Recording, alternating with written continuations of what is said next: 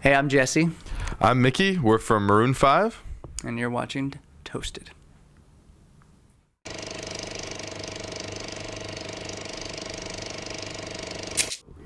And action. Action. Can you please can you first please introduce yourself? My name is Jesse. I'm Mickey. Welcome. Your first album has been received very good, with multi-platinum, Grammys. So what was the pressure going into the new album? I think for us, just to make a better record that we were more excited about than the first one, and that we thought would push us and everyone who liked the first record in a little bit of a different direction. I think that's our goal always, is just to never repeat ourselves and to always make music that we're more excited about than anything we've done in the past. And was there any pressure from the record company, or? Not really. They were really.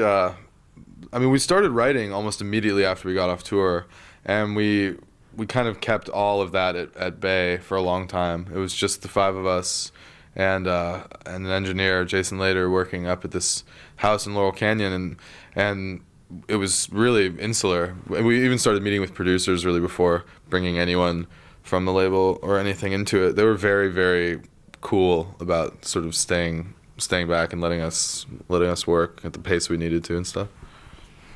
Yeah, and you think you have succeeded in making a better record? Yeah, definitely. We spent a long time making sure that we were all satisfied. And everybody in the band has kind of different tastes. So if everybody feels good about a song, then that means good things for how many different types of people will be able to connect with it. And did you have time to enjoy all the fame and wealth in the meantime? I think at that point, by the time we got home, it was so nice just to be home. I think the whole process of living up in that house, or staying there and working, and then recording, just the fact that it was at home and that we had, our own places to go back to at the end of the day, and just friends and whatnot, and that was definitely the biggest pleasure after being gone for so long, for so many years. We weren't like buying Bentleys and driving them to swimming pools or anything like that. At least not often.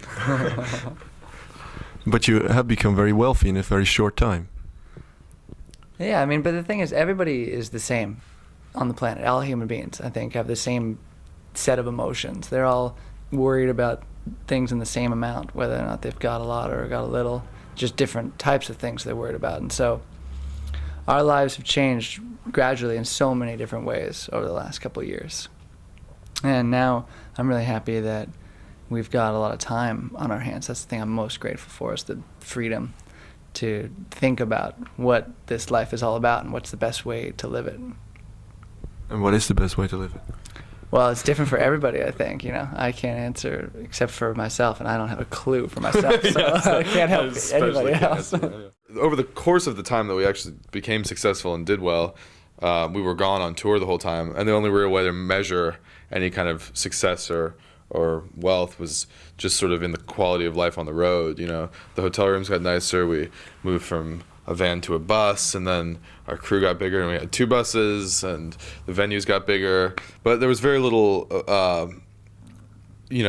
outside of that, there was very little, that was spent on ourselves or any kind of very personal things. And so when we came home, there definitely was it was a strange adjustment and realization that we did, that we weren't broke and far from it, and just the adjustment into that kind of just that comfort and what that does afford was definitely a good gratifying realization, and that was afforded to us by doing what we love and doing it with each other, with the same people we've been doing it with since we were 13. So yeah, I'd say those comforts are definitely not something we take for granted at all. But I don't think any of us are particularly frivolous, or none of us really went hog wild, like rolling around in mountains of money on the bed or anything. But it did give you the chance to use different locations and different producers on the album. Yeah. So why did you use those producers and those locations? Well, we started out with a team of people that we thought would be great for us. This man named Mike Elizondo, who's a very talented musician, and he worked with Dr. Dre a lot as his programmer and bass player. And a man named Spike Stent, who is a genius engineer, mixed a lot of stuff for Bjork and U2 and Radiohead, Madonna. And so his ears are great in the studio, so we thought the combination of them would be perfect for us. If we had a question about arrangement or how to play something, we'd go to Mike. If we had a question about how sounds should combine, we'd go to Spike. And so that was the first 6 months of recording. And when we go into the studio, we don't really have a very specific idea of how we want the song to sound. We just sort of start with drums and bass and then layer everything on top of that. And so some of the songs we needed to start over on, and we decided to go with some producers who had different pasts, different like leanings. And so Eric Valentine was more of a rock and roll producer, and we did some really energetic stuff with him. And then finally Mark Endert was really good at tying all the ends together into something cohesive. And he made some of the songs like Makes Me Wonder and Wake Up Call really feel like a band, but also like a track that could be played on contemporary radio and stand up against anything else that's out there. Yeah, what I noticed when listening to the album was that the bass guitar was very prominent, which gave it a real groove, the music. So whose idea was that? That was all me. We were like, what are you doing with that instrument? He's like, it's a bass. Check it out. Check it out. I got this crazy idea. Yeah, I think we wanted to make a record that was definitely more groove oriented. What's funny though, I mean, I guess about half of the record is much more upbeat and groove oriented, and there's still a lot more. I mean, the way I describe this record versus the first one is that everything is just sort of seen through better. The upbeat songs everything's more fully realized. The tender moments are more heartfelt and honest, I think, and the upbeat moments are harder hitting and more badass, I feel.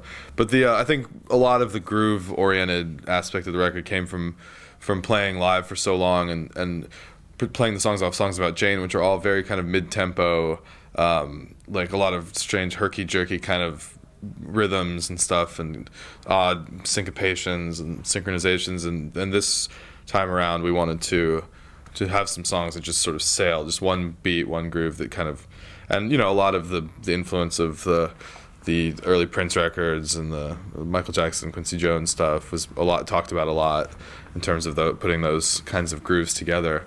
And plus, we were playing with a different drummer that we'd never recorded with before, and so the grooves were bound to be influenced by that new dynamic. And yeah, so those were the bands you were listening to while writing the album?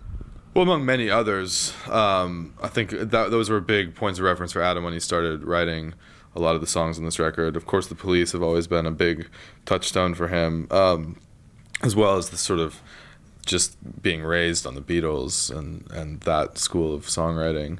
But among the five of us, we listen to such a wide variety of music, and it all comes in some way, shape, or form. It's definitely there's no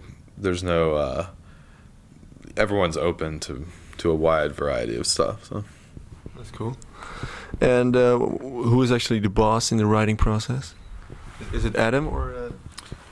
Yeah, Adam's the principal writer for sure. Everything, he's sort of at the top of the pyramid. But he's a great leader in that respect, because he doesn't. I don't know. I think part of being together for so long and having worked so much in so many different contexts, everyone knows very well what they bring to the process, I think, and so our communication's very good when we're putting things together. Certain songs will be based on chord progressions that Jesse's written, or say a riff of James's that Adam will hear, and it will kind of inspire a melody and a lyric, and then they'll develop the songs together and then sort of bring it to the band. Other things came from jams between two or three of us. Again, Adam would hear a piece of certain things, and then that would inspire a song from that. Certain songs come in fully written from him. It's just very different from song to song. There's no real set way that we work, and it keeps things much more fresh and interesting, I think. You guys are really busy with a new video, because I saw you posted a message on your website. You wanted videos from fans about people they love. What's the idea behind that? Well, we're gonna do 2 versions of the video for Won't Go Home Without You, and we just finished the version with Sophie Muller in Los Angeles last week.